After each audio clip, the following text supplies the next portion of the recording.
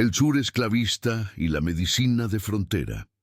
Para comprender la historia del Dr. James Marion Sims y las mujeres que utilizó como sujetos de experimentación, es necesario primero situarnos en el contexto específico del sur de Estados Unidos durante las décadas de 1840 y 1850. Este era un mundo donde la esclavitud no constituía simplemente una práctica económica, sino el fundamento mismo de toda la estructura social, política y moral de la región. Alabama, donde Sims estableció su práctica médica, era uno de los estados más profundamente comprometidos con la institución de la esclavitud. El algodón dominaba la economía y la mano de obra esclavizada representaba la base sobre la cual se construían las fortunas de la élite plantadora. En este sistema, las personas de ascendencia africana no eran consideradas seres humanos con derechos inherentes, sino propiedad legal, comparable en términos jurídicos al ganado o a la maquinaria agrícola. Esta condición legal tenía implicaciones profundas para todos los aspectos de la vida de las personas esclavizadas. No podían poseer propiedad, contraer matrimonio legalmente reconocido, testimoniar en tribunales contra personas blancas, aprender a leer o escribir en muchos estados, ni tomar decisiones sobre sus propios cuerpos. Los esclavizadores tenían autoridad legal casi absoluta sobre las personas que poseían, incluyendo el derecho a castigarlas físicamente, venderlas separándolas de sus familias y determinar cada aspecto de su existencia cotidiana. En este contexto, la medicina del sur se desarrollaba como una disciplina profundamente entrelazada con los intereses de la clase esclavista. Los médicos dependían frecuentemente del patrocinio de los plantadores, quienes requerían servicios médicos tanto para sus familias como para sus trabajadores esclavizados. Esta relación económica creaba incentivos particulares. Los esclavizadores querían mantener a su propiedad en condiciones de trabajo, pero simultáneamente buscaban minimizar los costos de atención médica. La medicina sureña de esta época también desarrolló teorías pseudocientíficas diseñadas específicamente para justificar la esclavitud.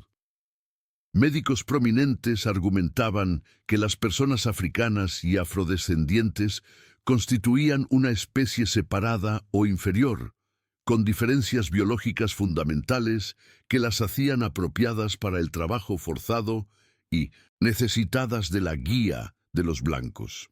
Algunos sostenían que los negros tenían sistemas nerviosos menos sensibles, que experimentaban el dolor de manera diferente, o que sus cuerpos estaban naturalmente adaptados para el trabajo bajo el sol intenso. Estas teorías no eran marginales ni consideradas extremistas en su momento. Eran promovidas por instituciones médicas respetadas, publicadas en revistas científicas y enseñadas en escuelas de medicina. Proporcionaban una justificación intelectual para el sistema esclavista y, crucialmente para nuestra historia, también proporcionaban una racionalización para el uso de cuerpos negros en experimentación médica. El ascenso de James Marion Sims. James Marion Sims nació en 1813 en Carolina del Sur, en el seno de una familia de clase media con aspiraciones de ascenso social. Estudió medicina en el Charleston Medical College y, posteriormente, en el Jefferson Medical College de Filadelfia, graduándose en 1835. Como muchos jóvenes médicos de su generación, Sims se trasladó hacia el oeste en busca de oportunidades, estableciéndose eventualmente en Montgomery, Alabama. Los primeros años de la carrera de Sims no fueron particularmente distinguidos. La medicina de la época era una profesión con estatus social incierto, y la competencia entre médicos por pacientes era intensa. Sims inicialmente evitaba tratar casos ginecológicos, considerando este trabajo como desagradable e indigno. La ginecología como especialidad médica prácticamente no existía, y las condiciones relacionadas con el sistema reproductivo femenino eran frecuentemente tratadas con vergüenza y negligencia. Todo cambió para Sims en 1845, cuando fue llamado para atender a una mujer blanca que había sufrido una caída de caballo. Al examinarla, Sims tuvo lo que él mismo describiría como una revelación técnica sobre cómo posicionar a las pacientes para examinar mejor la vagina y el cuello uterino. Este momento, que Sims narraría repetidamente a lo largo de su carrera, marcó el inicio de su interés obsesivo en desarrollar técnicas quirúrgicas para tratar la fístula vesicovaginal. La fístula vesicovaginal era una condición devastadora que afectaba a muchas mujeres después de partos prolongados y traumáticos. Consistía en una abertura anormal entre la vejiga y la vagina, causada típicamente cuando la cabeza del bebé comprimía los tejidos durante un parto obstruido, cortando el suministro de sangre y causando la muerte del tejido. Las mujeres que sobrevivían a estos partos quedaban con incontinencia urinaria constante, incapaces de controlar el flujo de orina que escapaba continuamente a través de la abertura. Las consecuencias sociales de esta condición eran severas. Las mujeres afectadas vivían con un olor constante de orina. Frecuentemente desarrollaban infecciones y irritaciones dolorosas y eran marginadas socialmente. En una era sin tratamientos efectivos, muchas pasaban el resto de sus vidas en aislamiento y sufrimiento. Para Sims, la fístula vesicovaginal representaba un desafío quirúrgico que, de ser resuelto, le traería fama y reconocimiento. Pero desarrollar una técnica quirúrgica exitosa requeriría experimentación extensa, con múltiples intentos y fracasos antes de perfeccionar el procedimiento. Ninguna mujer blanca de clase media o alta estaría dispuesta a someterse a cirugías experimentales repetidas, dolorosas y con alta probabilidad de fracaso. Aquí es donde la estructura del sistema esclavista proporcionó a Sims exactamente lo que necesitaba: acceso a cuerpos sobre los cuales experimentar sin necesidad de consentimiento. La economía de la experimentación. El sistema que Sims estableció para sus experimentos revela con claridad cómo los intereses médicos y esclavistas convergían de maneras que facilitaban la explotación de cuerpos negros. Sims no compró a las mujeres que utilizó en sus experimentos.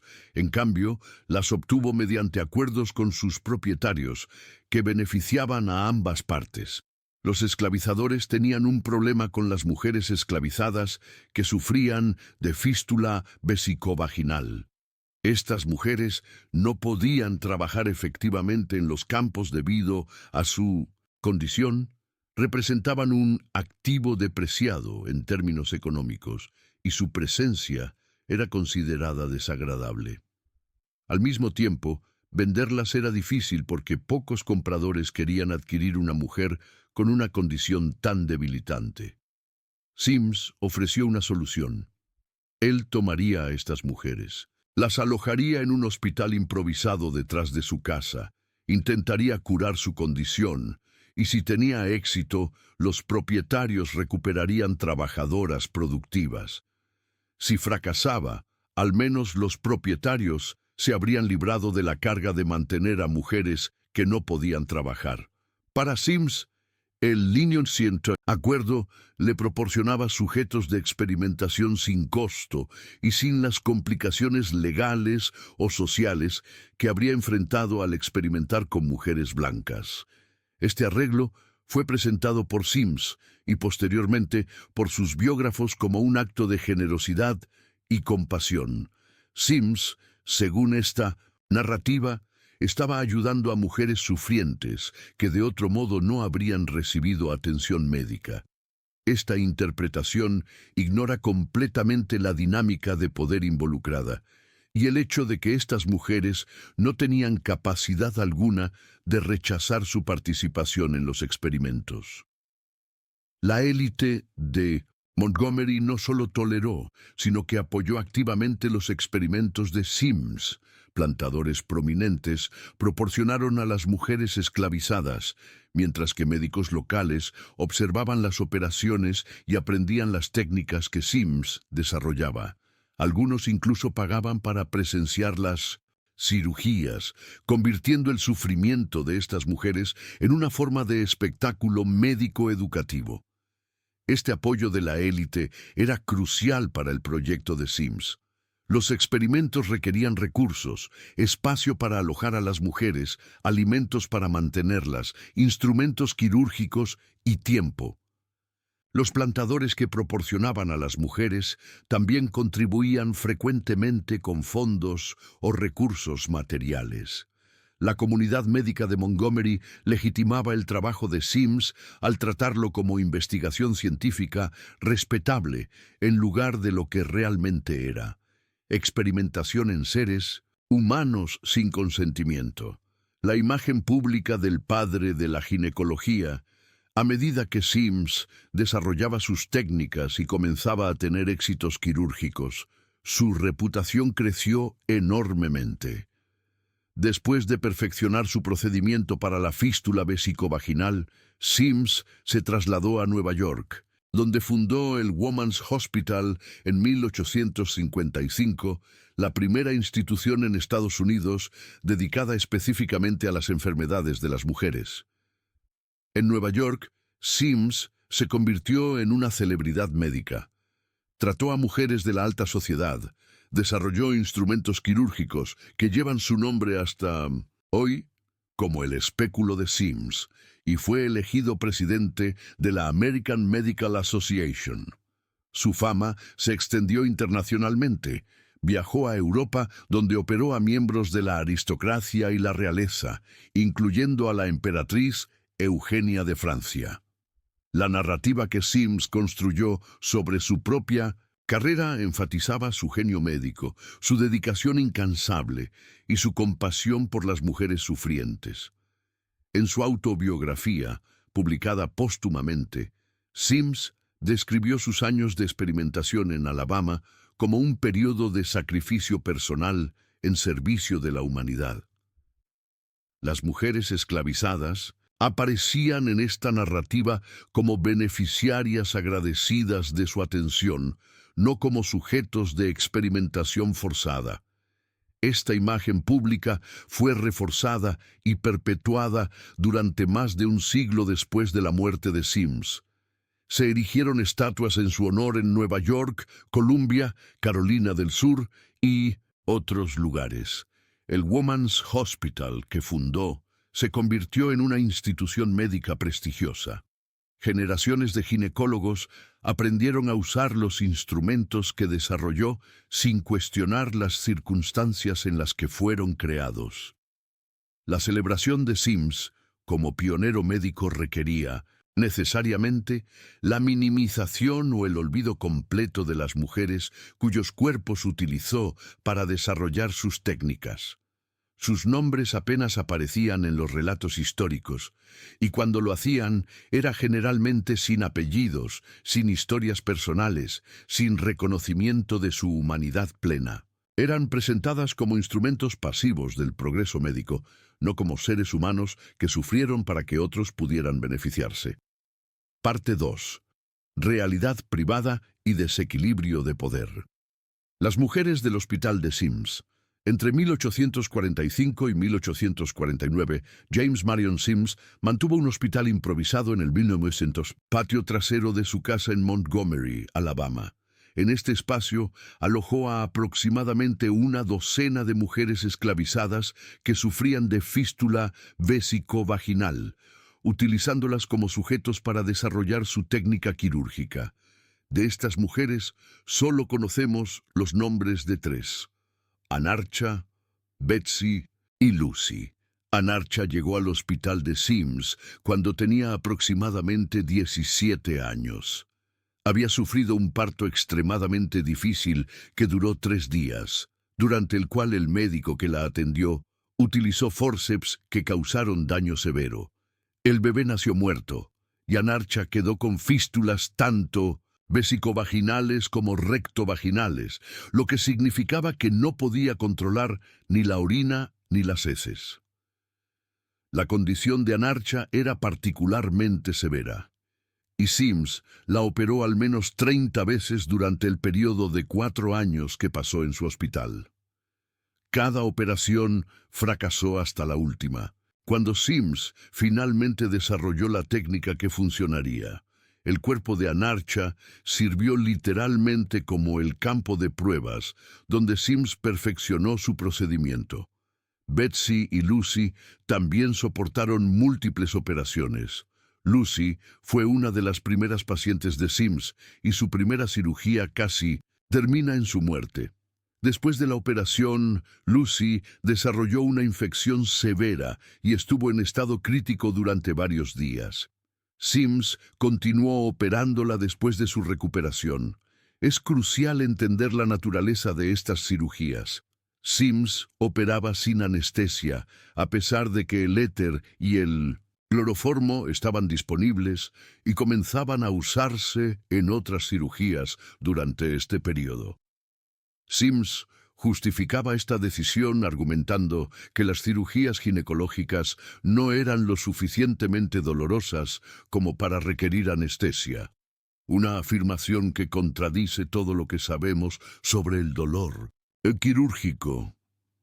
Más reveladoramente, Sims también sostenía creencias comunes en su época sobre la supuesta menor sensibilidad al dolor de las personas negras.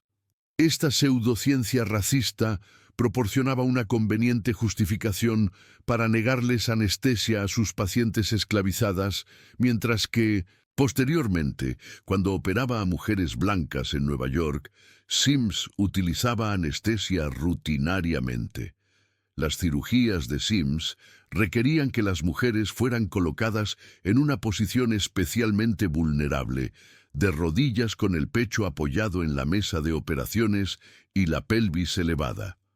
Otras, mujeres esclavizadas del hospital, eran obligadas a ayudar durante las operaciones, sosteniendo a la paciente en posición mientras Sims operaba.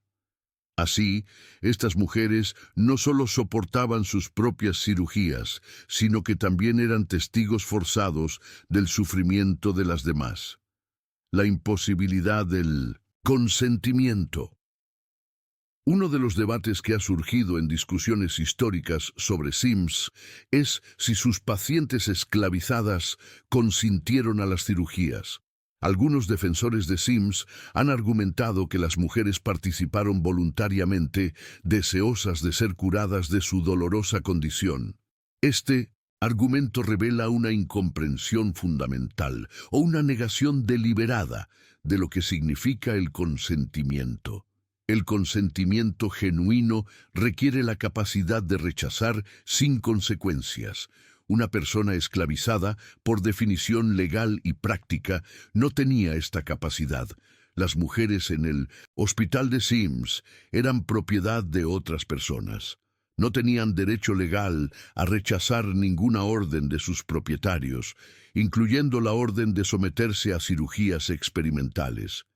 Incluso si alguna de estas mujeres hubiera expresado verbalmente su disposición a ser operada, esta expresión no puede ser considerada consentimiento genuino. ¿Qué habría pasado si hubieran dicho que no?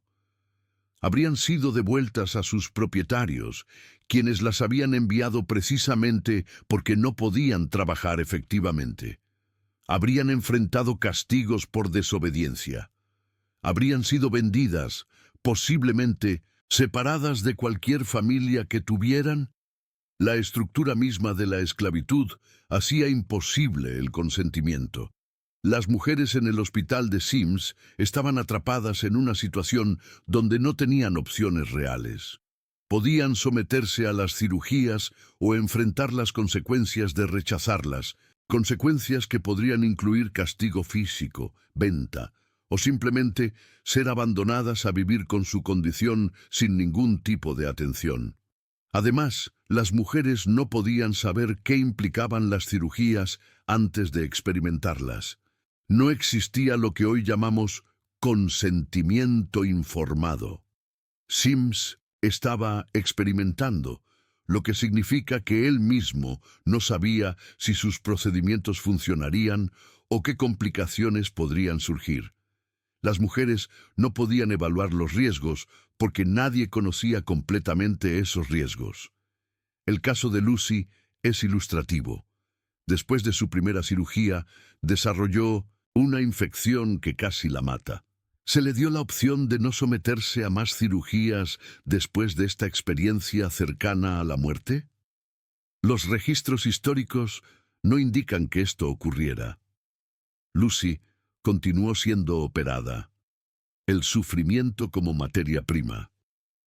Para comprender plenamente lo que estas mujeres experimentaron, es necesario considerar no solo el dolor físico de las cirugías, sino también las condiciones generales de su existencia durante los años que pasaron en el hospital de Sims.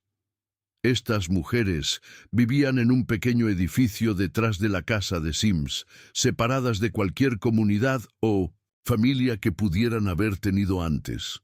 Su existencia estaba completamente subordinada a las necesidades del proyecto de experimentación de Sims.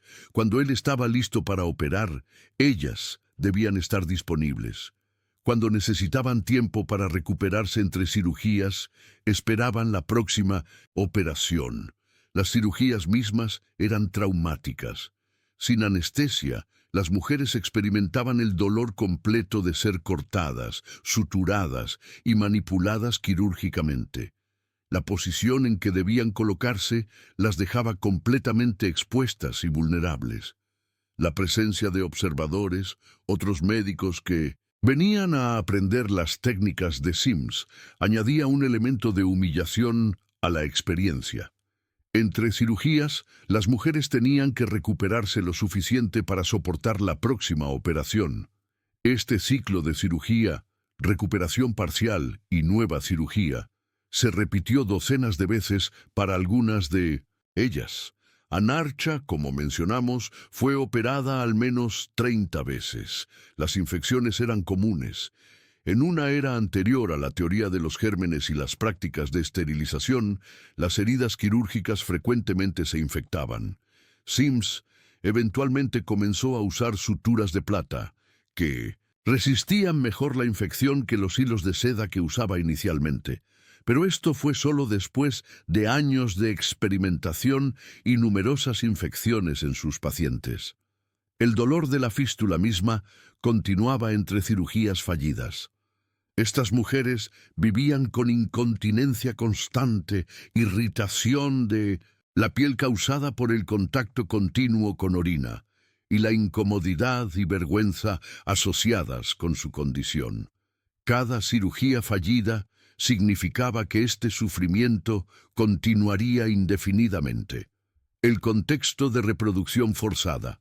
La historia de estas mujeres no puede separarse del contexto más amplio de la explotación reproductiva bajo la esclavitud. Las mujeres esclavizadas eran valoradas en parte por su capacidad de producir más esclavos, y los propietarios tenían intereses económicos directos en la fertilidad de las mujeres que poseían. Esta realidad significaba que las mujeres esclavizadas frecuentemente eran presionadas o forzadas a tener hijos, a veces comenzando a edades muy jóvenes. Los partos eran atendidos frecuentemente sin asistencia médica adecuada, y las complicaciones como la fístula vesicovaginal resultaban de partos prolongados y mal atendidos. Las mujeres que desarrollaban fístulas perdían su valor reproductivo desde la perspectiva de los esclavizadores. No solo no podían trabajar efectivamente, sino que tampoco podían cumplir con las expectativas de producir más hijos esclavizados. Esto las convertía en activos, particularmente disponibles para la experimentación. Sus propietarios tenían poco que perder permitiendo que Sims experimentara con ellas. La paradoja cruel es que estas mujeres desarrollaron su condición precisamente porque eran explotadas reproductivamente bajo la esclavitud, y luego fueron explotadas nuevamente como sujetos experimentales debido a las consecuencias de esa primera explotación. El título de este relato menciona madre e hija esclavas. Aunque los registros históricos no son completamente claros sobre las relaciones familiares entre las mujeres en el hospital de Sims, sabemos que la esclavitud frecuentemente mantenía a familias en proximidad cuando pertenecían al mismo propietario. Es posible e incluso probable, dado el carácter hereditario de ciertas complicaciones obstétricas y las condiciones compartidas de trabajo y atención médica, que mujeres relacionadas familiarmente terminaran en situaciones similares. Lo que sí sabemos con certeza es que la experiencia de estas mujeres estaba enmarcada por el sistema de explotación reproductiva que caracterizaba la esclavitud. Sus cuerpos nunca habían sido suyos, habían sido utilizados para trabajo, para reproducción forzada y finalmente para experimentación médica. La audiencia de élite. Los experimentos de Sims no ocurrían en privado. Médicos de Montgomery y de otras ciudades venían a observar sus cirugías, a aprender sus técnicas y a presenciar su trabajo. Algunos de estos observadores pagaban por el privilegio de asistir. Este aspecto de la historia revela cómo la experimentación con cuerpos negros era una empresa colectiva de la élite blanca del sur, no simplemente el proyecto individual de un médico ambicioso.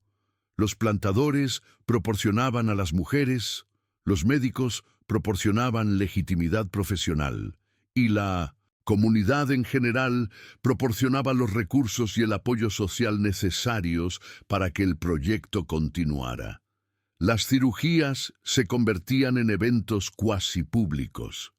Las mujeres esclavizadas eran expuestas ante audiencias de hombres blancos que observaban sus cuerpos siendo cortados y manipulados. La distinción entre procedimiento médico y espectáculo se difuminaba cuando el sufrimiento de mujeres negras se convertía en entretenimiento educativo para profesionales blancos. Esta dinámica refleja patrones más amplios en la historia de la medicina estadounidense. Los cuerpos negros han sido consistentemente utilizados para demostración y educación médica en contextos donde los cuerpos blancos habrían sido tratados con mayor privacidad y dignidad. Los teatros anatómicos de las escuelas médicas del siglo XIX estaban frecuentemente abastecidos con cadáveres de personas negras obtenidos a través del robo de tumbas o de arreglos con instituciones que tenían custodia de cuerpos negros. Sims no inventó esta práctica. Participó en un sistema ya establecido que trataba los cuerpos negros como recursos disponibles para el avance del conocimiento médico blanco. Las otras mujeres, aunque Anarcha, Betsy y Lucy son los nombres que han sobrevivido en el registro histórico. Había otras mujeres en el hospital de Sims. Los registros mencionan a aproximadamente una docena de mujeres en total durante los años de experimentación. Estas mujeres, sin nombre documentado, representan una pérdida histórica adicional. No solo fueron utilizadas para experimentación sin su consentimiento, sino que incluso su participación en este capítulo de la historia médica ha sido borrada. Son presencias fantasmales en la narrativa, mencionadas solo en números, sin identidades individuales preservadas. Esta ausencia de nombres es, en sí misma, un testimonio del sistema que las explotó. Las personas esclavizadas frecuentemente no aparecían en registros históricos con sus nombres completos o sus historias personales. Eran registradas como propiedad, contadas en números, valoradas en dólares. La historia que podríamos contar sobre cada una de estas mujeres, sus familias de origen, sus esperanzas, sus resistencias, sus sufrimientos específicos, se ha perdido porque el sistema no consideraba que sus vidas individuales merecieran documentación. Lo que sí sabemos es que cada una de estas mujeres experimentó el mismo ciclo de cirugía y recuperación, la misma falta de anestesia, la misma ausencia de capacidad para rechazar su participación. Cada una contribuyó, a través de su sufrimiento involuntario, al desarrollo de técnicas que beneficiarían a otras mujeres en el futuro, mujeres que nunca conocerían sus nombres ni reconocerían su sacrificio. Parte 3. Negación, silencio y supresión histórica. La narrativa triunfante. Cuando James Marion Sims dejó Alabama para establecerse en Nueva York en 1853, llevaba consigo no solo sus habilidades quirúrgicas desarrolladas, sino también una narrativa cuidadosamente construida sobre cómo las había adquirido. Esta narrativa enfatizaba su genio médico, su perseverancia ante la adversidad y su dedicación desinteresada a aliviar el sufrimiento femenino. En su autobiografía, The Story of My Life, publicada póstumamente en 1884, Sims describió sus años en Alabama como un período de sacrificio personal. Según su relato, vivió en la pobreza mientras dedicaba todo su tiempo y recursos a desarrollar una cura para la fístula vésico-vaginal. Las mujeres esclavizadas aparecían en esta narrativa como beneficiarias agradecidas de su atención, no como sujetos de experimentación forzada. Sims escribió sobre sus pacientes con un tono que mezclaba condescendencia paternalista con autoelogio. Describía cómo las mujeres supuestamente rogaban ser operadas, ansiosas por ser curadas. Presentaba su relación con ellas como benévola, casi caritativa, ignorando completamente la estructura de poder que hacía imposible cualquier relación genuinamente voluntaria. Esta narrativa fue aceptada sin cuestionamiento por la comunidad médica durante más de un siglo. Los biógrafos de Sims repetían sus propias descripciones de los eventos, añadiendo capas adicionales de hagiografía. Sims era presentado como un héroe de la medicina, un pionero que superó obstáculos para hacer avanzar el conocimiento y aliviar el sufrimiento humano. Los libros de texto de historia de la medicina celebraban a Sims como el padre de la ginecología. Sus contribuciones técnicas, el espéculo de Sims, la posición de Sims para exámenes ginecológicos, su técnica de sutura con hilo de plata, eran presentadas como logros puros de ingenio médico, desconectadas completamente del contexto de su desarrollo. Los mecanismos del olvido. La supresión de la historia completa de Sims no fue el resultado de una conspiración deliberada, sino de múltiples mecanismos sociales e institucionales que operaban para mantener ciertas narrativas mientras excluían otras. El primero y más fundamental de estos mecanismos era el racismo estructural de la sociedad estadounidense, en un país donde las personas negras eran primero esclavizadas y luego sistemáticamente discriminadas. Sus experiencias y sufrimientos simplemente no eran considerados dignos de atención histórica. Las mujeres que Sims utilizó no dejaron memorias escritas.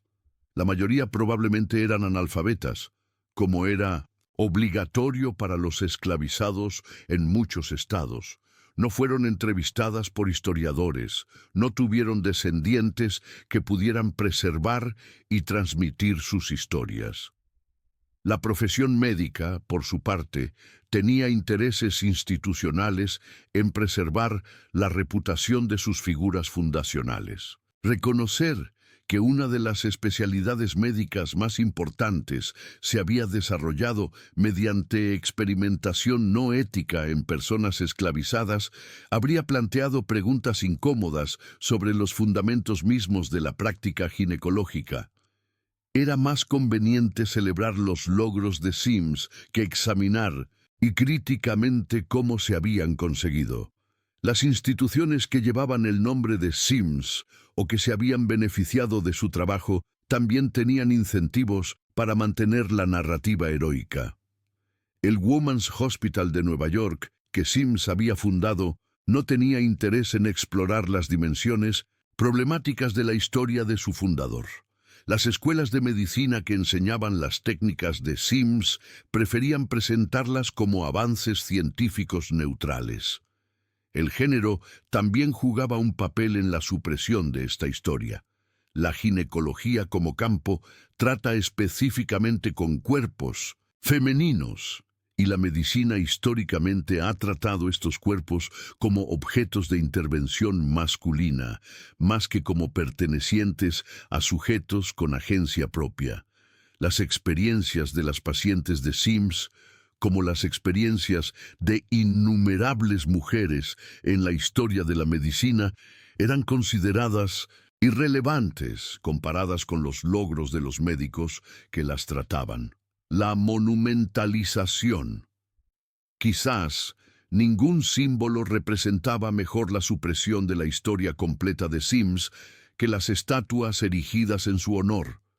La más prominente de estas se encontraba en Central Park en Nueva York, donde una estatua de bronce de Sims fue instalada en 1894, solo 13 años después de su muerte.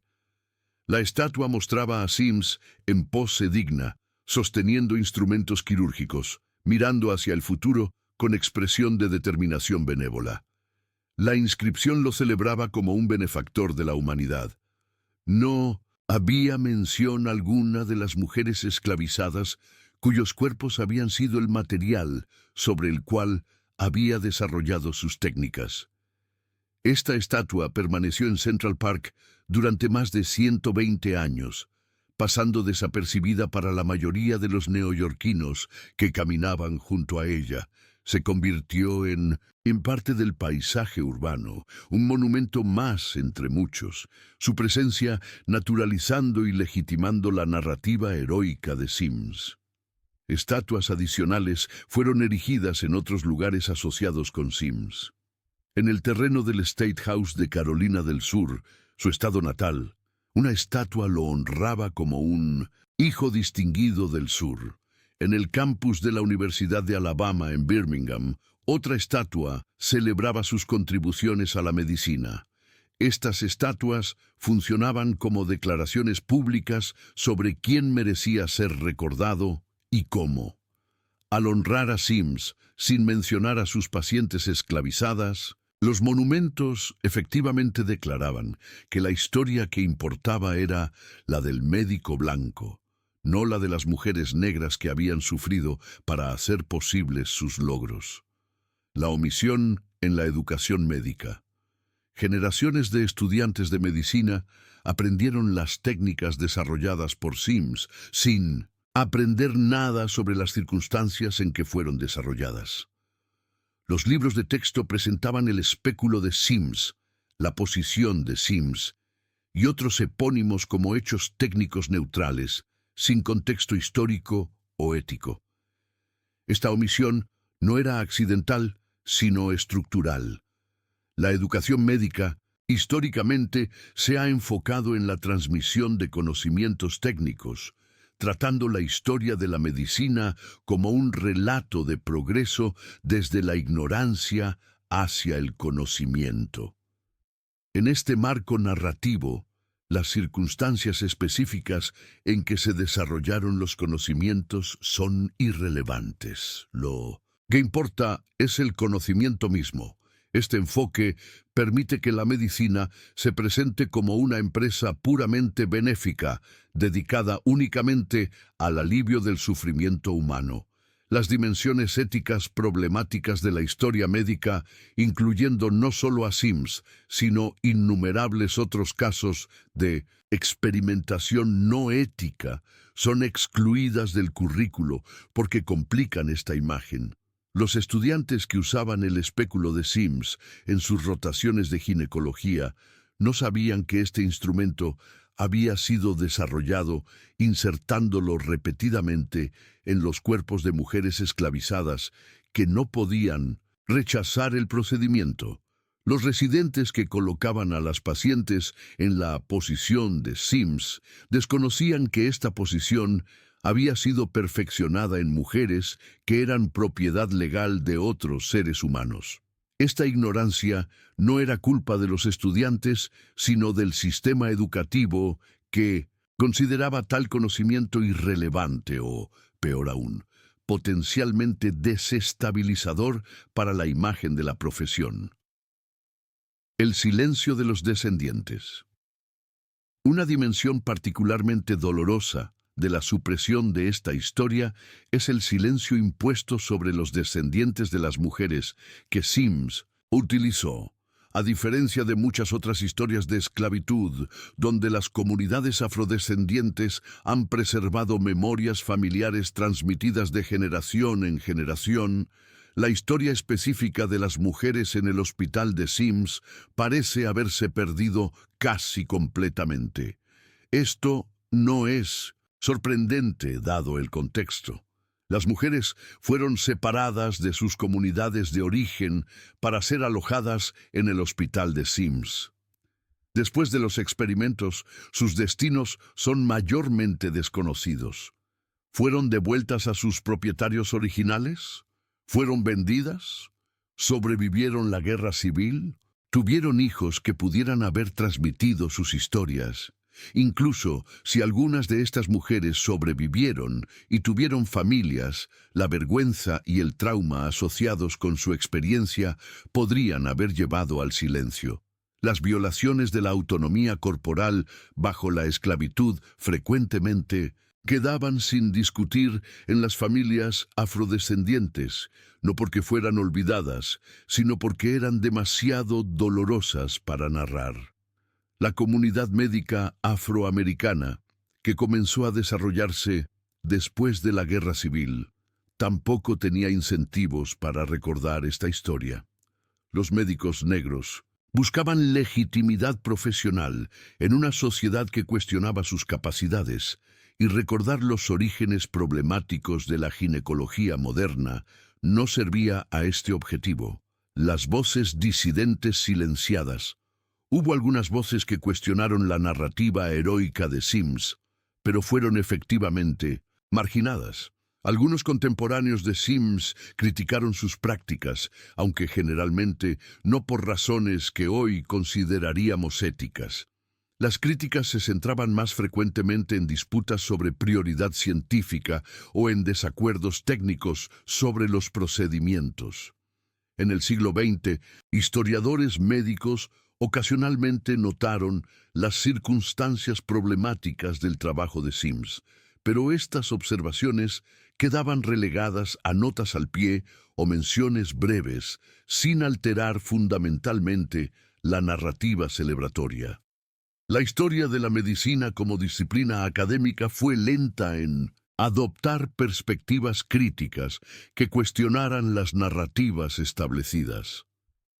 Los movimientos por los derechos civiles del siglo XX, aunque transformaron muchos aspectos de la sociedad estadounidense, inicialmente no abordaron directamente la historia de la experimentación médica. Las prioridades más urgentes de terminar con la segregación legal y asegurar derechos políticos consumían la energía del movimiento. Fue solo hacia finales del siglo XX cuando las voces críticas comenzaron a ser escuchadas. La revelación del estudio de sífilis de Tuskegee en 1972, donde el gobierno federal había dejado sin tratamiento a hombres negros con sífilis durante décadas para estudiar la progresión de la enfermedad, generó una nueva conciencia sobre el abuso médico histórico hacia las comunidades afroamericanas. En este contexto de reconsideración, la historia de Sims comenzó a ser reexaminada. Académicas, feministas y historiadores de la medicina como Diana Axelsen, Terry Capsalis y posteriormente la historiadora afroamericana Harriet Washington comenzaron a desafiar la narrativa heroica. Sus trabajos inicialmente marginales, gradualmente ganaron atención y legitimidad. El costo humano del silencio. El silencio sobre la verdadera historia de Sims no fue simplemente una omisión académica sin consecuencias. Tuvo costos humanos reales y continuos. Para la comunidad afroamericana, el silencio perpetuaba la sensación de que las experiencias de las personas negras no importaban, que sus sufrimientos no merecían ser recordados, que sus cuerpos eran disponibles para el beneficio de otros sin necesidad de reconocimiento o compensación.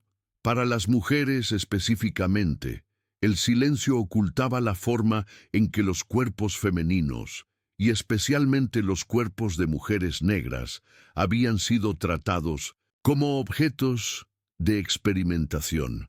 Esto dificultaba entender por qué muchas mujeres negras continúan teniendo desconfianza hacia el sistema médico, una desconfianza que tiene raíces históricas profundas y justificadas. Para la profesión médica, el silencio impedía una confrontación honesta con el pasado que podría haber informado mejores prácticas éticas en el presente. Sin comprender cómo la medicina había fallado en el pasado, era más fácil repetir los mismos patrones de explotación de poblaciones vulnerables. Y para la sociedad en general, el silencio permitía mantener narrativas reconfortantes sobre el progreso moral continuo de Estados Unidos, narrativas que evadían la confrontación con las continuidades históricas de racismo y explotación.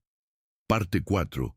Reconocimiento, legado y reflexión moral. El despertar historiográfico, el reexamen crítico de la historia de James Marion Sims comenzó lentamente en las últimas décadas del siglo XX y ganó momentum en el siglo XXI. Este proceso no fue simplemente un cambio de perspectiva académica, sino parte de una transformación más amplia en cómo la sociedad estadounidense comenzaba a confrontar su historia de racismo. La historiadora Harriet Washington, en su influyente libro Medical Apartheid, publicado en 2006, dedicó atención significativa a Sims como parte de un examen comprensivo de la experimentación médica en afroamericanos. Washington documentó cuidadosamente las circunstancias de los experimentos de 1900 Sims, situándolos en el contexto más amplio de cómo la medicina estadounidense había tratado los cuerpos negros como disponibles para experimentación. El trabajo de Washington y otras académicas comenzó a penetrar en audiencias más amplias. Artículos en publicaciones no académicas, documentales y discusiones en redes sociales difundieron el conocimiento de esta historia más allá de los círculos especializados. Un momento significativo llegó con la publicación de la novela Liberty, de Caitlin Greenidge, en 2021.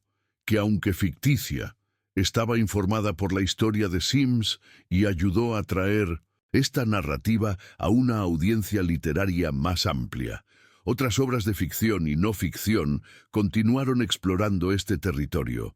La académica y activista Deirdre Cooper Owens, en su libro Medical Bondage, Race, Gender and the Origins of American Gynecology, publicado en 2017, proporcionó un análisis detallado de cómo la ginecología como especialidad se había desarrollado sobre los cuerpos de mujeres esclavizadas. Cooper Owens argumentó convincentemente que los fundamentos mismos de esta rama de la medicina estaban inextricablemente ligados a la esclavitud. La caída de los monumentos, el movimiento para remover monumentos confederados y otros símbolos de la supremacía blanca, que ganó fuerza después del asesinato de 9 personas en una iglesia de Charleston en 2015, y se intensificó dramáticamente después del asesinato de George Floyd en 2020, eventualmente llegó a las estatuas de Sims. En abril de 2018, la estatua de Sims en Central Park fue removida por el Departamento de Parques de Nueva York después de un proceso de revisión por una comisión de monumentos. La decisión de remover la estatua reconoció que honrar a Sims, sin mencionar a las mujeres que había utilizado, era inadecuado. La estatua no fue destruida sino trasladada al cementerio de Greenwood en Brooklyn, donde Sims está enterrado.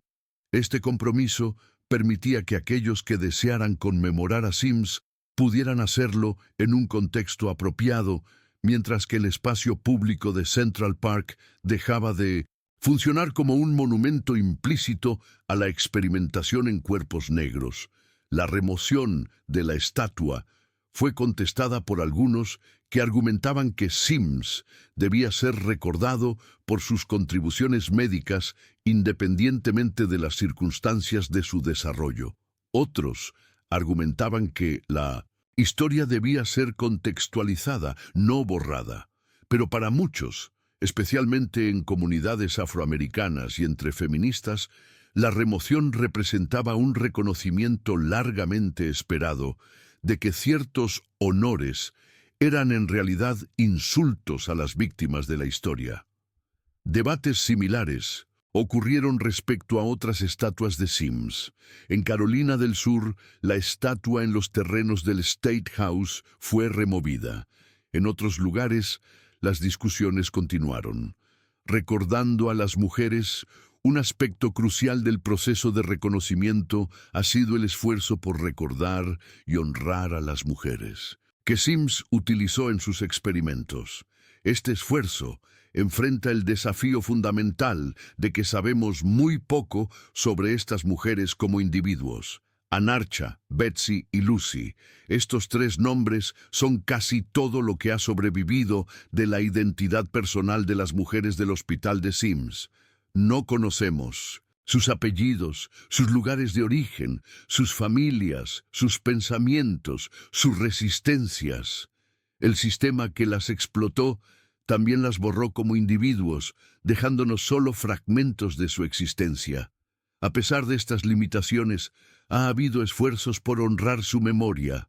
En Montgomery, Alabama, un monumento dedicado a las Mothers of Gynecology fue instalado en 2021, recordando específicamente a Anarcha, Lucy y Betsy.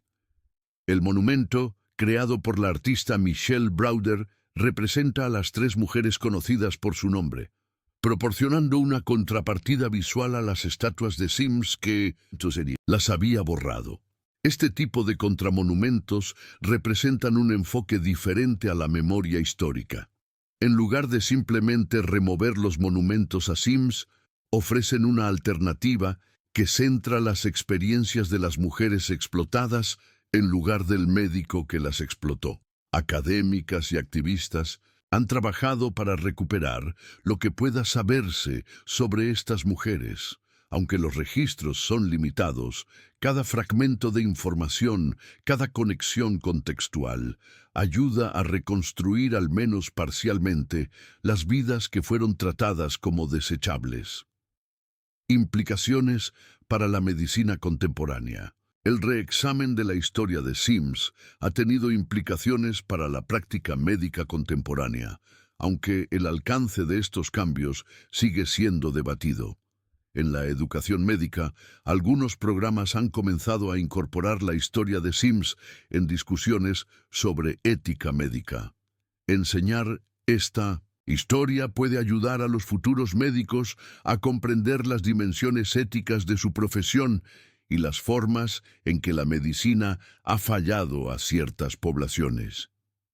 Las discusiones sobre la desconfianza de las comunidades afroamericanas hacia el sistema médico frecuentemente hacen referencia ahora a Sims, junto con otros ejemplos históricos como el estudio de Tuskegee.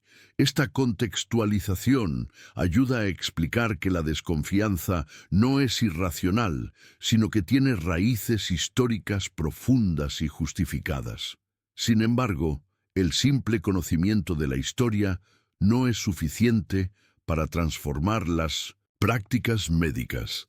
Las disparidades de salud entre poblaciones blancas y negras en Estados Unidos persisten en el siglo XXI, incluyendo disparidades significativas en mortalidad materna. Estudios han documentado que las mujeres negras experimentan tasas de mortalidad materna significativamente más altas que las mujeres blancas, incluso cuando se controla por factores socioeconómicos. Algunos investigadores han conectado estas disparidades contemporáneas con legados históricos, argumentando que los mismos patrones de desvalorización de los cuerpos negros que permitieron los experimentos de Sims continúan operando, aunque en formas diferentes, en la medicina actual. El debate sobre los epónimos. Una pregunta específica que ha surgido es si los instrumentos y técnicas que llevan el nombre de Sims deberían ser renombrados. El espéculo de Sims, la posición de Sims para exámenes ginecológicos y otros epónimos perpetúan la memoria de Sims cada vez que son utilizados, pero sin recordar a las mujeres que hicieron posible su desarrollo. Algunos argumentan que renombrar estos epónimos sería apropiado, honrando en cambio a las mujeres utilizadas. Anarcha, por ejemplo, podría ser honrada dando su nombre al procedimiento que Sims perfeccionó principalmente en su cuerpo.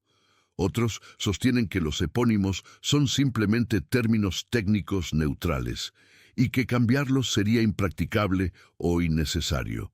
Este debate refleja preguntas más amplias sobre cómo las profesiones deben confrontar los aspectos problemáticos de su historia. ¿Es suficiente agregar contexto y educación o se requieren cambios más fundamentales en cómo se recuerda y honra el pasado? Las organizaciones médicas han respondido de maneras diversas. Algunas han emitido declaraciones reconociendo la historia problemática de Sims. Otras han evitado el tema. El American College of Obstetricians and Gynecologists, la principal organización profesional en el campo que Sims ayudó a fundar, ha comenzado a confrontar esta historia, aunque el proceso es gradual y no sin controversias internas. Lecciones sobre poder y consentimiento. La historia de Sims ofrece lecciones fundamentales sobre la relación entre poder y consentimiento que trascienden su contexto histórico específico. El consentimiento genuino requiere la capacidad real de rechazar.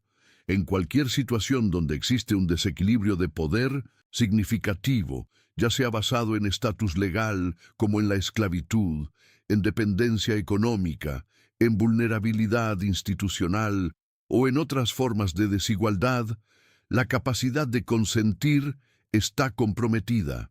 Esta lección tiene relevancia para la investigación médica contemporánea, donde los sujetos de investigación frecuentemente son personas en situaciones vulnerables, prisioneros, personas en extrema pobreza, pacientes desesperados por tratamientos experimentales.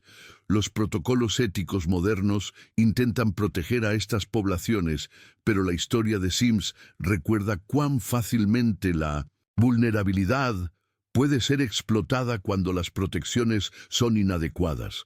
La historia también revela cómo los sistemas de opresión funcionan de manera colectiva. Sims no operó solo. Fue apoyado por propietarios de esclavos que proporcionaron a las mujeres, por médicos que observaron y legitimaron sus experimentos, por una comunidad que consideró apropiado el uso de cuerpos negros para la experimentación. La responsabilidad por lo que ocurrió no recae únicamente en un individuo, sino en todo un sistema social. La pregunta del progreso. Una de las preguntas más difíciles que plantea esta historia es cómo debemos evaluar el progreso médico cuando está manchado por injusticia. Las técnicas que Sims desarrolló genuinamente ayudaron a muchas mujeres. El procedimiento para la fístula vesicovaginal alivió el sufrimiento de innumerables pacientes durante los siglos siguientes. ¿Cómo reconciliamos este beneficio con el sufrimiento que hizo posible su desarrollo? No hay respuestas fáciles a esta pregunta. Rechazar completamente el conocimiento derivado de la experimentación no ética es impracticable y potencialmente dañino para quienes podrían beneficiarse de ese conocimiento. Pero aceptar este conocimiento sin reconocer sus orígenes perpetúa la invisibilización de las víctimas. Una posición éticamente coherente requiere mantener ambas verdades simultáneamente. El conocimiento médico puede ser valioso y su desarrollo puede haber sido injusto. Usar este conocimiento para beneficiar a pacientes actuales no requiere celebrar a quienes lo desarrollaron de maneras injustas, ni requiere olvidar a quienes sufrieron para hacerlo posible. Esta tensión también nos obliga a examinar las prácticas de investigación contemporáneas.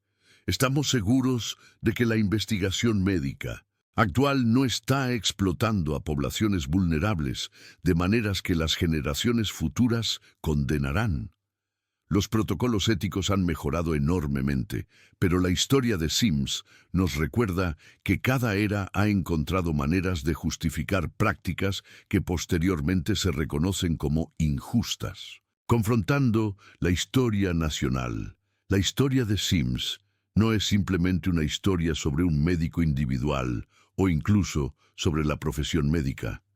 Es una historia sobre Estados Unidos, sobre cómo este país fue construido literalmente sobre los cuerpos de personas negras. La esclavitud no fue una aberración en la historia estadounidense, sino un elemento constitutivo de la nación, la economía, la política, la cultura, y como demuestra la historia de Sims, la ciencia y la medicina estadounidenses se desarrollaron en el contexto de la esclavitud y fueron moldeadas por ella de maneras que persisten hasta hoy. Confrontar esta historia honestamente no es cómodo. Requiere reconocer que muchas instituciones y prácticas que los estadounidenses han celebrado tienen orígenes manchados por la injusticia racial. Requiere abandonar narrativas reconfortantes sobre el progreso moral continuo de la nación. Pero esta confrontación es necesaria, no como un ejercicio de culpa colectiva, sino como un requisito para comprender el presente y construir un futuro más justo. Las disparidades raciales en salud, riqueza, oportunidades educativas y tantas otras áreas no son accidentales, son el resultado de siglos de política deliberada y práctica institucional. Sin comprender esta historia, es imposible abordar efectivamente estas disparidades. El largo camino hacia la justicia, más de 175 años después de que Anarcha, Betsy, Lucy y las otras mujeres del hospital de Sims soportaran sus experimentos, la justicia para ellas sigue siendo incompleta. No pueden ser compensadas por lo que sufrieron, sus experiencias no pueden ser revertidas. Incluso sus historias completas no pueden ser recuperadas. Lo que sí es posible es el reconocimiento. Reconocer que fueron seres humanos, no simplemente instrumentos del progreso médico. Reconocer que lo que se les hizo fue injusto, independientemente de los beneficios que pudieron haber resultado para otros. Reconocer que merecen ser recordadas por su humanidad, no solo por su utilidad para un médico ambicioso. El reconocimiento también implica cambiar las prácticas presentes. Significa asegurar que las poblaciones vulnerables estén protegidas contra la explotación en la investigación médica. Significa trabajar para eliminar las disparidades en salud, que son el legado vivo de siglos de racismo médico. Significa educar a los profesionales de la salud sobre esta historia para que puedan comprender la desconfianza que encuentran en ciertas comunidades. Y el reconocimiento significa cambiar cómo contamos la historia de la medicina, no como un relato triunfante de genios individuales conquistando la ignorancia, sino como una historia más compleja en la que el progreso ha estado frecuentemente entrelazado con la explotación. donde los beneficios para algunos han venido a costa del sufrimiento de otros. Hacia una memoria transformadora. La memoria histórica no es simplemente un ejercicio académico. Lo que recordamos y cómo lo recordamos moldea nuestra comprensión de quiénes somos como sociedad y hacia dónde debemos ir. Durante más de un siglo, la memoria de Sims fue celebratoria y la memoria de las mujeres que utilizó fue inexistente. Esta configuración de la memoria reflejaba y reforzaba jerarquías raciales. Los logros de hombres blancos merecían monumentos, mientras que el sufrimiento de mujeres negras merecía el olvido. Transformar esta memoria no significa simplemente invertir las valoraciones, condenando a Sims y celebrando a sus pacientes. Significa desarrollar una comprensión más compleja de la historia que reconozca tanto los avances médicos como los costos humanos de esos avances, que sitúe a individuos dentro de sistemas más amplios de poder, que conecte el pasado con el presente de maneras que iluminen ambos. Una memoria transformadora de esta historia nos obliga a preguntar: ¿quién falta en nuestras narrativas históricas? ¿Qué sufrimientos hemos invisibilizado? ¿Qué sistemas de poder han determinado qué historias se cuentan y cuáles se olvidan? Estas preguntas no tienen respuestas finales, pero hacerlas es esencial para una sociedad que aspira a la justicia. La historia de Mrs. Anarcha, Betsy, Lucy y las otras mujeres del hospital de Sims nos recuerda que el progreso celebrado de una era puede ser la injusticia condenada de otra, y que la vigilancia ética permanente es necesaria para evitar repetir los errores del pasado. Reflexión final. Al concluir este examen de la historia de James Marion Sims y las mujeres esclavizadas cuyos cuerpos utilizó para desarrollar sus técnicas quirúrgicas, es importante resistir la tentación de cerrar el caso, de tratar esta historia como un capítulo completamente resuelto del pasado. Las fuerzas que hicieron posible la explotación de Anarcha, Betsy, Lucy y las demás no han desaparecido completamente. La devaluación de los cuerpos negros, la explotación de los vulnerables, el uso del poder institucional para extraer beneficios de quienes no pueden resistir. Estas dinámicas persisten en formas transformadas pero reconocibles. Las disparidades raciales en mortalidad materna en Estados Unidos contemporáneo son un recordatorio de que la historia de la ginecología desarrollada sobre cuerpos negros tiene ecos presentes. Las mujeres negras mueren durante el parto a tasas significativamente más altas que las mujeres blancas, incluso cuando se controla por factores de riesgo. Este no es un problema del pasado, sino del presente. La historia de Sims también nos recuerda que la investigación médica, aunque potencialmente beneficiosa, siempre conlleva riesgos de explotación. Los protocolos éticos contemporáneos existen precisamente porque historias como esta revelaron la necesidad de proteger a los sujetos de investigación. Pero los protocolos son solo tan efectivos como su implementación, y las presiones por resultados, por financiamiento, por reconocimiento profesional pueden crear incentivos que comprometen las protecciones éticas. Finalmente, esta historia nos plantea preguntas sobre cómo honramos el progreso. ¿Podemos beneficiarnos de conocimientos desarrollados injustamente mientras recordamos y honramos a quienes sufrieron para que ese conocimiento existiera? La respuesta debe ser sí, pero ese sí viene con responsabilidades. La responsabilidad de recordar, de contextualizar, de trabajar para que tales injusticias no se repitan.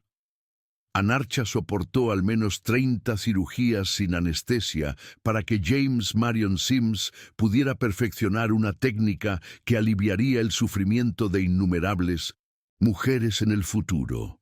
Ella no eligió este sacrificio, le fue impuesto por un sistema que la trataba como propiedad, por un médico que la veía como un medio para sus fines, por una sociedad que consideraba su dolor menos importante que el de las mujeres blancas, a las que su sufrimiento eventualmente beneficiaría. Recordar a Anarcha, a Betsy, a Lucy y a las otras mujeres cuyos nombres se han perdido no es suficiente para hacer justicia a lo que experimentaron. Pero el olvido sería una injusticia adicional.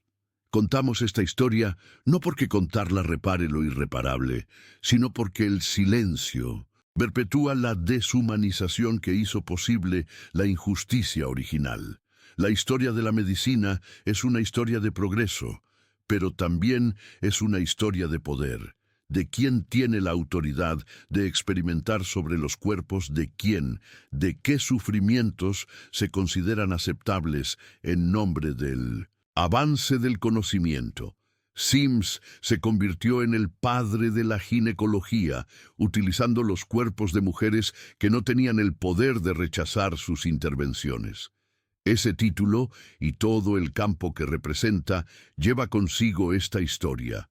Que el reconocimiento de las injusticias del pasado nos impulse a examinar las prácticas del presente con ojos más críticos y a construir un futuro donde ningún cuerpo sea tratado como un mero instrumento para el beneficio de otros.